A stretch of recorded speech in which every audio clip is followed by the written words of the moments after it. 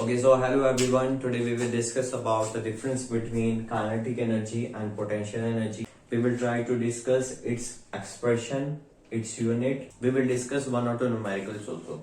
Okay, so first of all, let's discuss about the kinetic energy.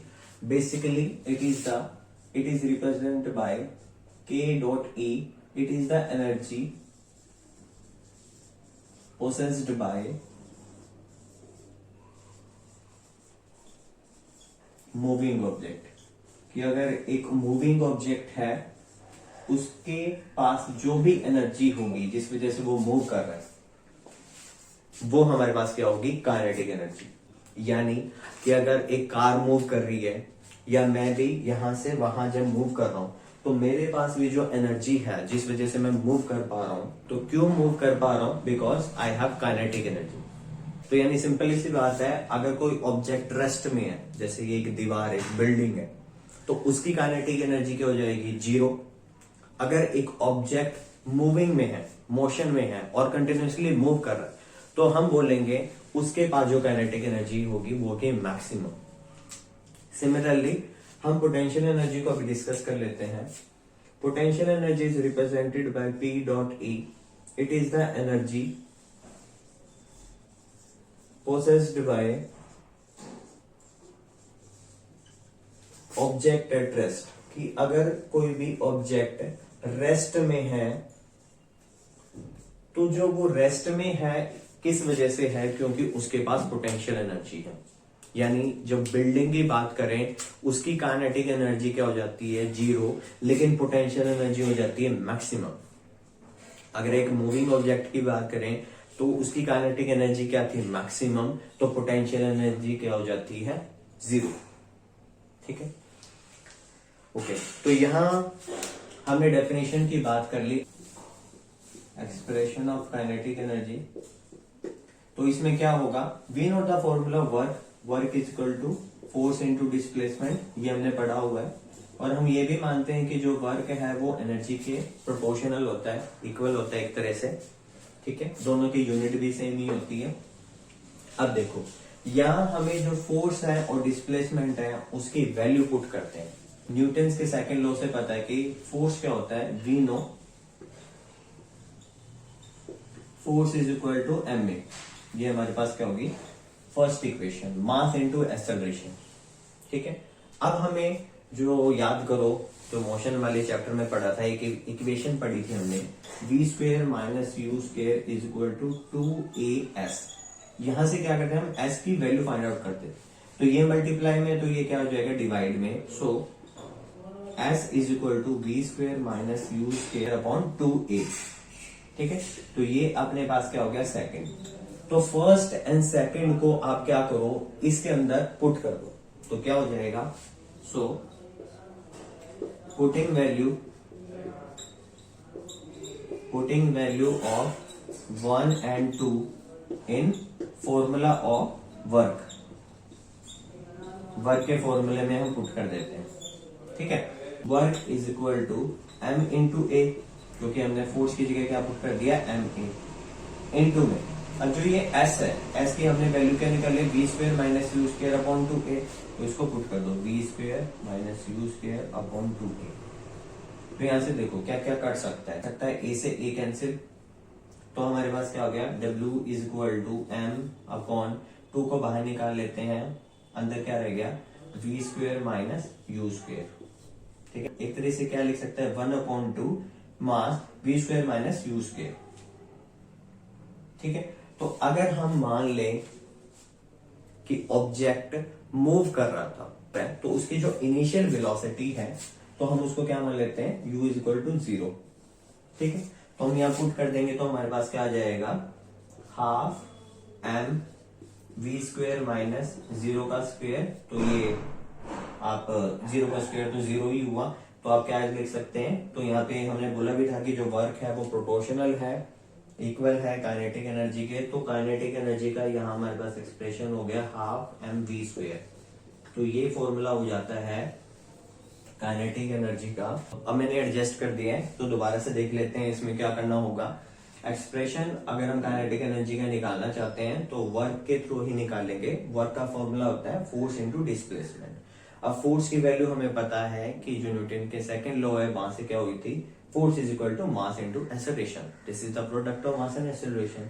और जो distance है, जो डिस्प्लेसमेंट है, आप कुछ भी मान लो, उसको हम फाइंड आउट कैसे करेंगे। जो हमारे पास इक्वेशन है v square minus u square is equal to 2as, ये मोशन वाले चैप्टर हमने पढ़ा था।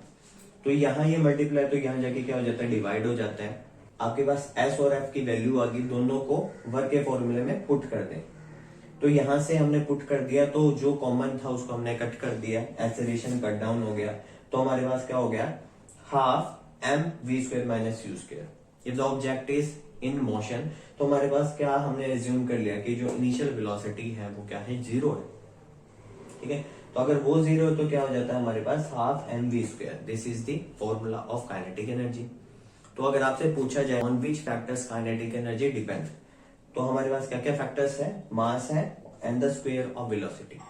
मास बढ़ेगा तो काइनेटिक एनर्जी बढ़ेगी, अगर वेलोसिटी बढ़ेगी तब भी काइनेटिक एनर्जी बढ़ेगी। अगर हम इसकी यूनिट की बात करें तो यूनिट में क्या होगा, simple, this is the product of mass and velocity का स्क्वायर ना। तो ऐसा यूनिट की बात करें तो हमारे पास क्या हो जाता है, मास तो हो गया केजी और वेलोसिटी का स्क्वायर है यानी मीटर स्क्वायर पर सेकंड स्क्वायर, ये आपके पास आ गया। और इसी को हम क्या लिख देते हैं, जूल। तो काइनेटिक एनर्जी या तो आप बोल दो कि किलोग्राम मीटर स्क्वायर पर सेकंड स्क्वायर है, या आप कह दो कि kinetic energy is equal two joule, क्योंकि ये जूल के प्रोपोर्शनल है। तो this is all about the expression of kinetic energy. ठीक है, वेरी इंपॉर्टेंट। तो अभी इससे रिलेटेड कुछ न्यूमेरिकल डिस्कस कर लेते हैं। सपोज अगर मास हमारे पास 5 kg गिवन हो और वेलोसिटी मान लो 4 मीटर पर सेकंड गिवन हो, तो हमें काइनेटिक एनर्जी कैलकुलेट करनी है। तो हम क्या करते हैं, सबसे पहले फॉर्मूला लिखते हैं, हाफ एम वी स्क्वायर। तो 1/2 mass is given 5 and velocity is given 4, तो 4 का स्क्वायर। तो अब क्या करो, 1/2 5 इंटू 4 इंटू 4, तो यहां से हमने कैंसिल किया, तो 5 इंटू 2 10, 10 इंटू 4 40, तो 40 जूल आपके पास आंसर आ गया। सेम इसी तरह से मान लो क्वेश्चन गिवन हो, मास तो गिवन हो आपके पास 100 kg, और सपोज करो या हमने दे दिया काइनेटिक एनर्जी गिवन है 1000 जूल। ठीक है, तो अगर हम इसमें से वेलोसिटी फाइंड आउट करें तो आपको सेम एज इट इज करना है। काइनेटिक एनर्जी का फॉर्मूला लिखेंगे हाफ एम वी स्क्वायर, जो जो वैल्यू गिवन है उसको पुट कर दो। जैसे ये 1000 गिवन है, 1000 इज इक्वल टू 1/2, मास आपके पास है 100 इंटू वी का स्क्वायर। तो ये यहां जाएगा तो क्या हो जाएगा 2000, ये नीचे आएगा तो क्या हो जाएगा 100 इज इक्वल टू वी का स्क्वायर। तो आपके पास क्या आ गया 20 is equal to v square, यानी v square is equal to 20 जैसा भी हम माने। तो वी क्या हो जाएगा √20, और √20 करना है तो इसको क्या कर सकते हैं 4 इंटू 5 या फिर 2 इंटू 2 इंटू 5, है ना, 5 और 20 होता है ना। तो 2√5 की वैल्यू निकाल के 2 से मल्टीप्लाई करें तो नियर अबाउट 4.47 मीटर पर सेकेंड आपके पास आंसर आ जाएगा। ठीक है, तो ऐसे ही न्यूमेरिकल आ सकते हैं, या तो डायरेक्टली आपको काइनेटिक एनर्जी फाइंड आउट करने के लिए आ सकता है, या हो सकता है कि आपको कोई भी 2 टर्म गिवन हो, जो थर्ड टर्म है वो आपको निकालनी सेम एज इट इज। यहाँ पे काइनेटिक एनर्जी और मास गिवन था तो आपको वेलोसिटी फाइंड आउट कर ली। पोटेंशियल एनर्जी की डेफिनेशन हमने डिस्कस कर ली थी कि that is the energy which is possessed by the object which at the rest. ठीक है, कि जो ऑब्जेक्ट रेस्ट में है उसके पास कौन सी एनर्जी होगी, पोटेंशियल एनर्जी। जैसे अगर हम स्प्रिंग को स्ट्रेच कर लें और एक पोजीशन पे होल्ड करें तो तब उसके पास कौन सी एनर्जी है, पोटेंशियल एनर्जी है। ठीक है, या कह सकते हैं अगर हमें तीर का मान है तो तीर को जैसे हमने स्ट्रेच कर लिया तो अब उसके पास कौन सी एनर्जी है, वो होगी पोटेंशियल एनर्जी स्ट्रेच के टाइम पे।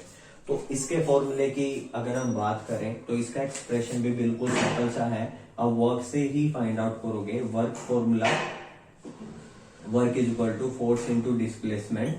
ठीक है, तो यहां हम क्या करेंगे, जैसे ही हमने यहां किया था, फोर्स क्या है, it is the product of mass and acceleration. तो हम यहां क्या कर देते हैं, mass into acceleration due to gravity.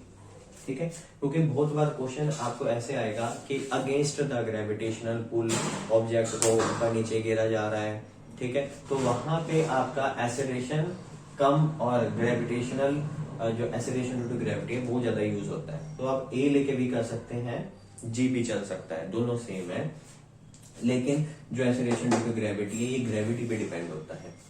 और अगर हम जो डिस्टेंस है तो उसको हम हाइट मान ले, ठीक है, तो हमारे पास क्या फॉर्मूला हो जाता है, potential energy is equal to mgh। It is the product of mass, acceleration due to gravity और एक्सेलरेशन एंड हाइट, जिसको हम डिस्टेंस या डिस्प्लेसमेंट कह सकते हैं, ठीक है। तो ये था।